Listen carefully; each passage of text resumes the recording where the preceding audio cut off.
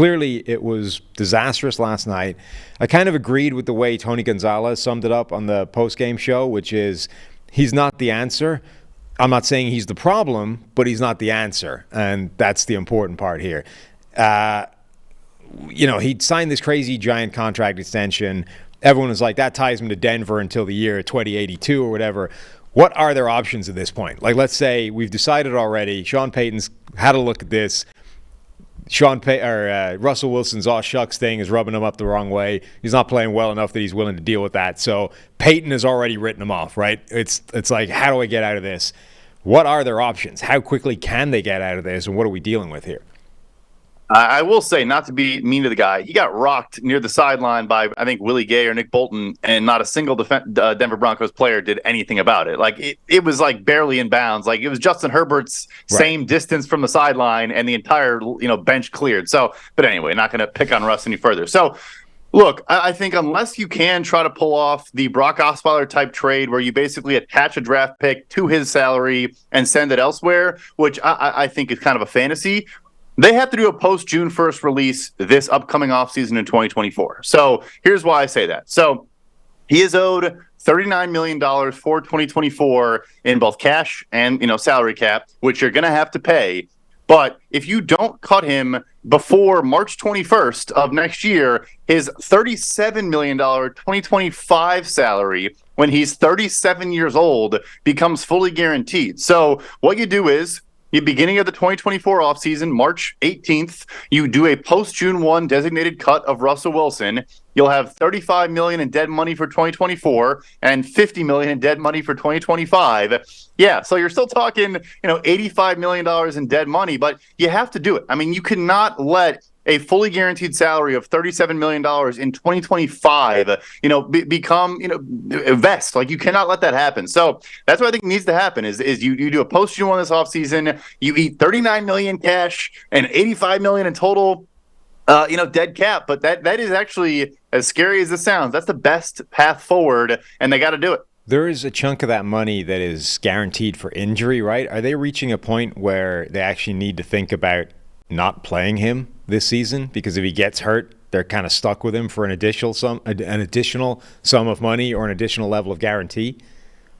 Yeah, if he can't pass a physical by that March date I mentioned, then it would be, the money would be his regardless, right? Because it is already injury guaranteed. It becomes fully guaranteed, which means it becomes guaranteed, for cap and skill, which the whole thing won't get into. But yeah, so look, I mean, they paid Jarrett Stidham a good chunk of change this past offseason. 2-year deal, I want to say $10 or $12 million. A guy that a lot of teams around the league do like and think is a, probably a backup, but a good backup, in that Mike White, Jacoby Brissett, whatever conversation. I don't think that move was by accident. And I don't know if it happens now, but yeah, I think there comes a time where they're, they could be 1-7. They play the Chiefs again in 2 weeks. They have a couple other tough games in the schedule going forward. Yeah, there probably is a conversation of, look, Russ takes a lot of hits. He takes a lot of sacks, and we can't afford that risk. I think we do maybe get into that conversation in a month or so. That's what happened with Derek Carr, right? Like, they decided if he gets hurt, we're screwed. So take him off the field. Like, we can't risk him getting injured and this screwing up the plan to move on from Derek Carr. And maybe and that happened late in the year. Maybe that's when it happens to Russ. But there probably is a point where they go, this is not worth playing him because otherwise we're in real trouble here. Is there any hope that they can trade him to anybody? So it's the thing. So if you want to prioritize cash over, draft picks, which again, that was an issue because they obviously traded to get Russ. They traded to get Sean Payton, a first and a second round pick. And the second is this year. Right. Yeah, you'd have to do the Brock Osweiler. And I think you're talking about literally attaching your own 2025 first or whatever to him. And he probably still would have to rework his contract, maybe reduce salary or reduce guarantees or something. I don't know. I think it's a pipe dream. I don't think unless, I don't know, some terrible team just wants to add more draft capital, you would probably get a very good pick from Denver. Even if they do get Caleb Williams, they're not going to win a ton of games in 2024. But I think the most realistic thing is you just eat a bunch of cash, eat a bunch of dead cap, and just kind of let Sean Payton figure things out for the next 2 years. And that's the thing is it's going to happen this offseason, right? Like, people are looking at the dead cap numbers or the potential pain involved in getting rid of Russell Wilson and going like he's here until 2025 at the earliest.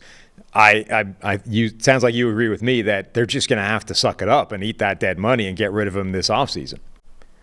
You have no choice. You just got to do it, bite the bullet, admit the mistake. And it's, a larger conversation of it's tough because the way we kind of analyze GMs is by all the big moves they make. I'm sure Sean Payton at this point is basically dictating everything and running the building.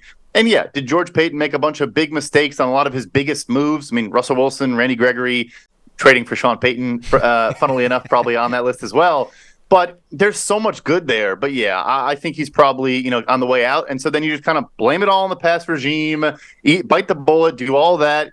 You bring in the rookie quarterback, and if you don't spend a ton and you blame it on, and you just kind of say, hey, we're trying to get back to being good in 2025, 2026 range. Let us figure that out. I think it's what happens.